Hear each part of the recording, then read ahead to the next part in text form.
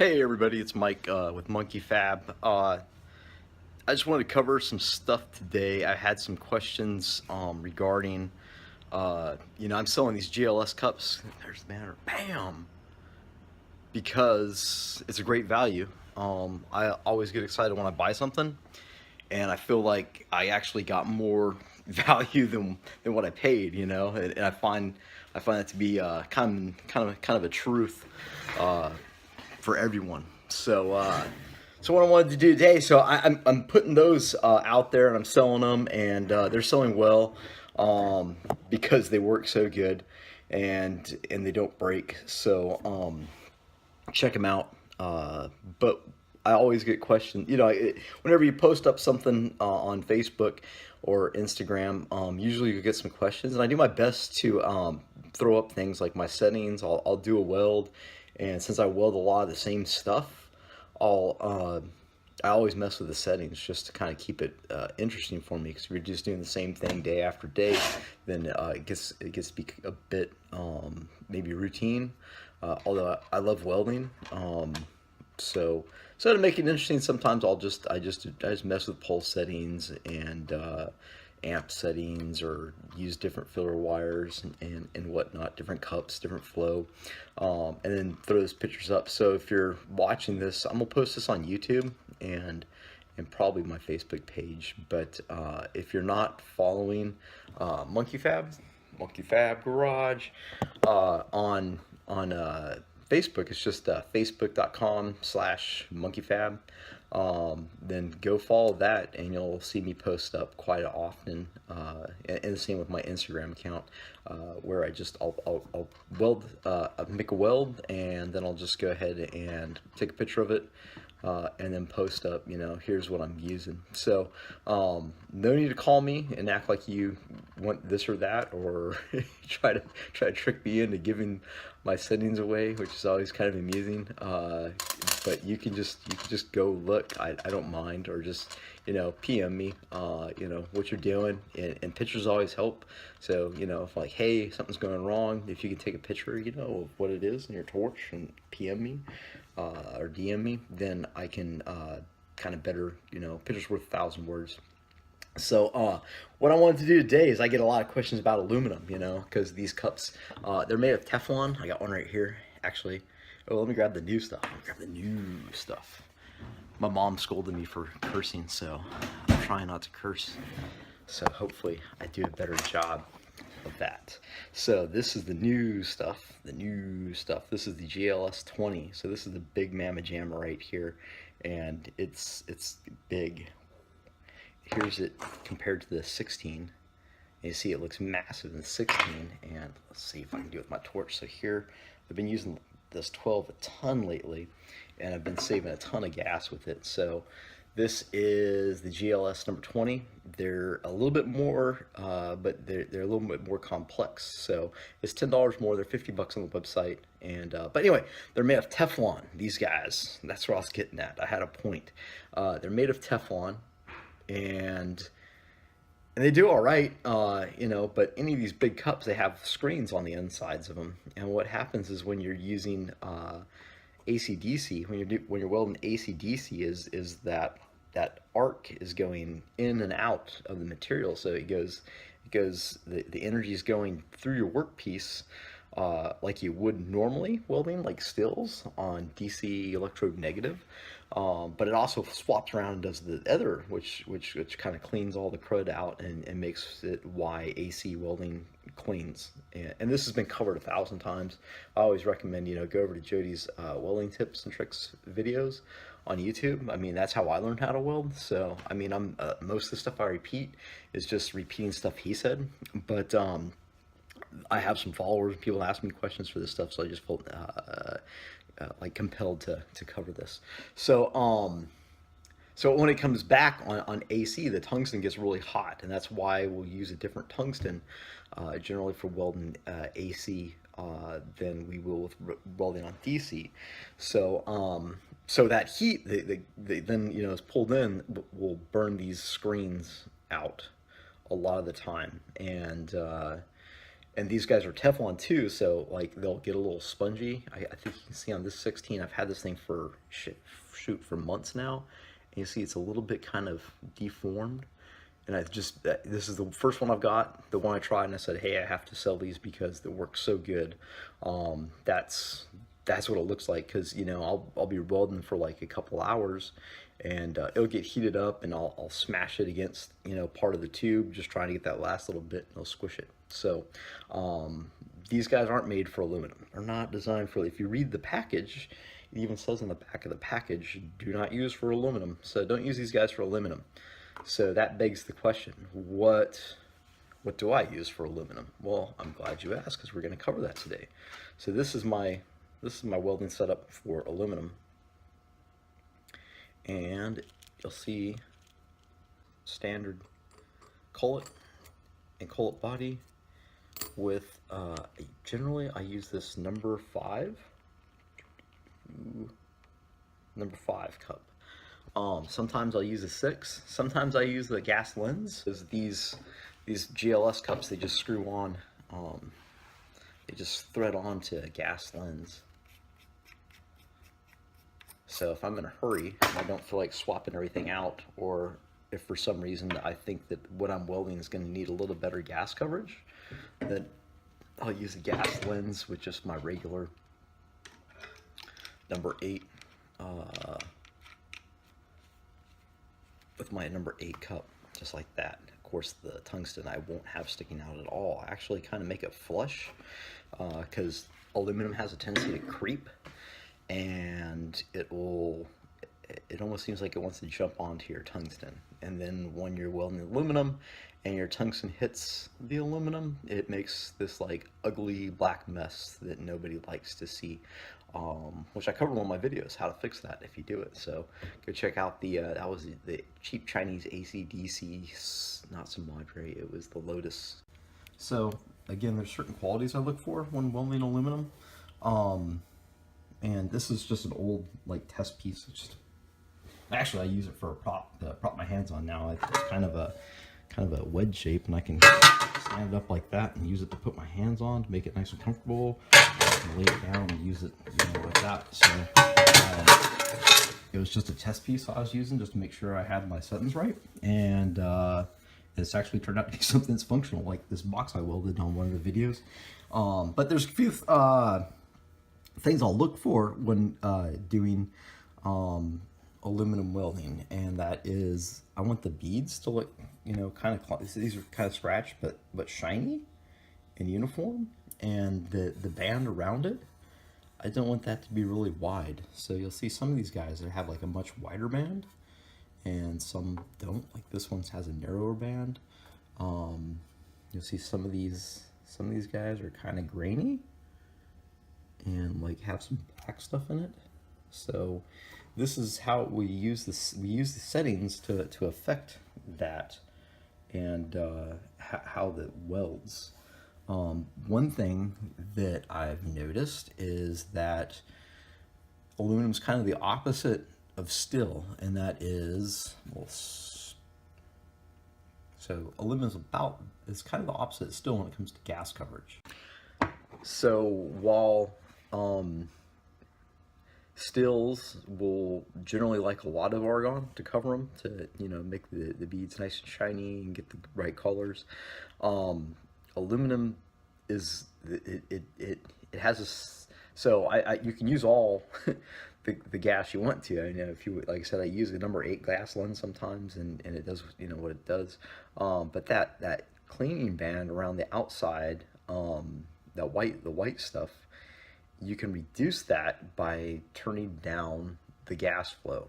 So what I'll generally do is I'll grab my torch, and usually before, so if you mess up on aluminum, it's so pronounced because, I mean, it's shiny and reflective, and if there's anything, you know, ununiform about that, then it stands out. So, you know, like this guy here, you know, it's like this weld here isn't the worst weld in the world, but what really stands out is like the white band. You'll see how it kind of goes, and it's up and down, and while on the top it's a little more uniform. On these guys, you know, we're just going straight flat welds. You can get that, you know, really uniform. But those things stand out when you're doing aluminum. So it's important to, I think it's important first before you start tacking up your aluminum is to run a few test passes. And I always do that because you don't know, there might be oxygen kind of in the line from just sitting there for a while. Your settings might be off. You might have boogers on your tungsten or in your cup. Run those practice beads before you start welding, and that'll help you dial in your settings.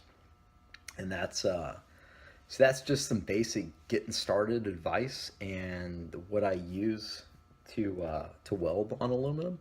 I think what we'll do is I'll just do some back-to-back testing on different gas flows and different cups, and we'll just kind of try to keep it kind of normalized. I'll probably run like one little bead, kind of warm the plate up. Aluminum warms up pretty quick. This is all be 1/8 inch stuff plate, so it warms up pretty quick after the first bead, and then we'll look at the beads that are put down after that with different settings and just kind of see what the difference is. I'll try to so we'll set that up and we'll try to keep everything as consistent as possible, and we'll just make setting changes and we'll just kind of see what happens. So I also want to talk real quick about tungstens. So I use a thoriated tungsten. I use 99% of the time the 3/32. But for aluminum, I use a tungsten called Arctime, I think it's called. From Arc Zone. So if you go online and Google Arc Zone, and they'll just have like this tungsten, it's called like Arc Time, and it's blue, and they advertise it as being like, you know, good for aluminum and whatever.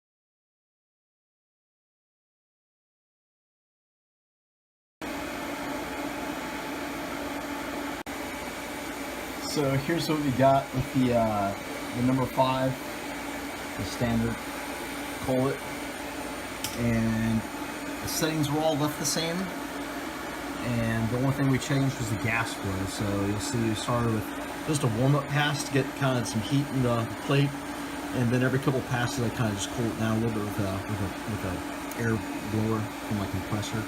But you'll see 25, you'll see that white band on the outside of it, and you know, just juxtapose that to 10 where there's almost no band on it. You can actually see there's a bit of a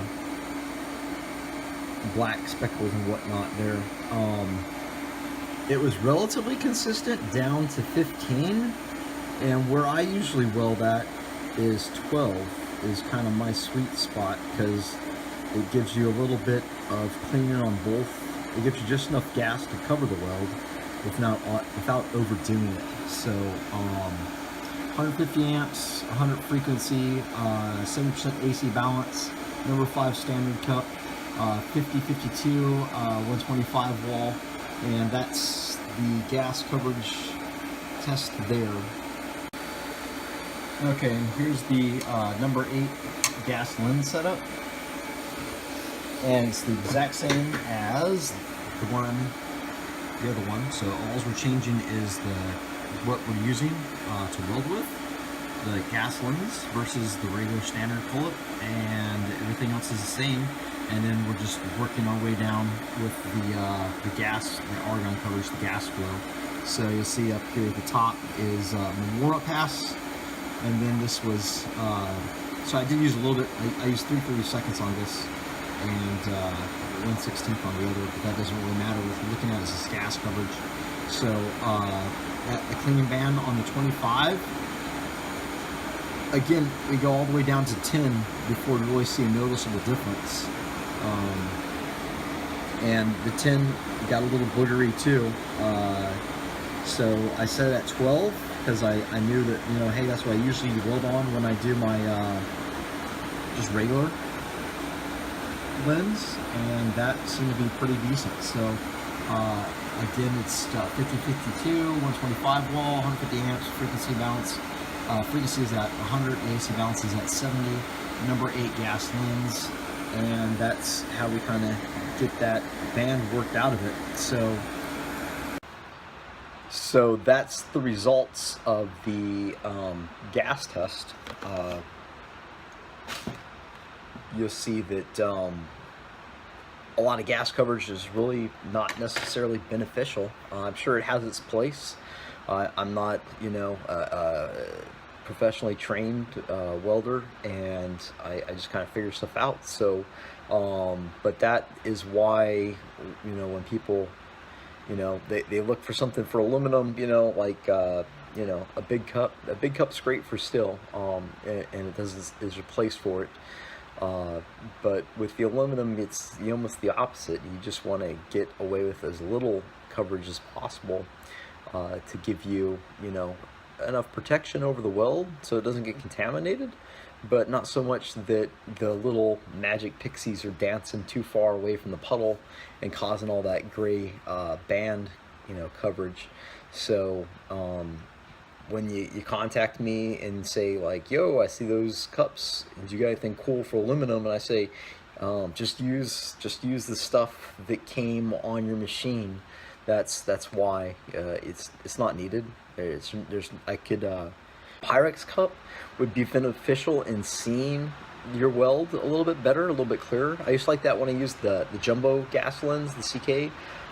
It was really easy to see what was going on, but there's not much of a difference with you know, its visibility, because with the GLS ones I'm able to stick the tungsten out so much further that I can see fine. But the bad thing with those Pyrex cups is if you're a welder, so I don't know, I suppose there's people out there that weld and they never smack their tungsten into the weld puddle. I'm not one of those people.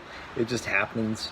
But when that happens with the Pyrex cup, that black explosion of goes all in that Pyrex cup, and then it's not really clear anymore. It's just kind of this brown, gray, black haze, and you know, there goes that visibility that, you know, you paid the money for. So hey, for aluminum, just stick to the regular standard stuff, you know. Number 5, if you're having, like, you're welding the corner, sometimes it's hard to get a little gas coverage on the corner.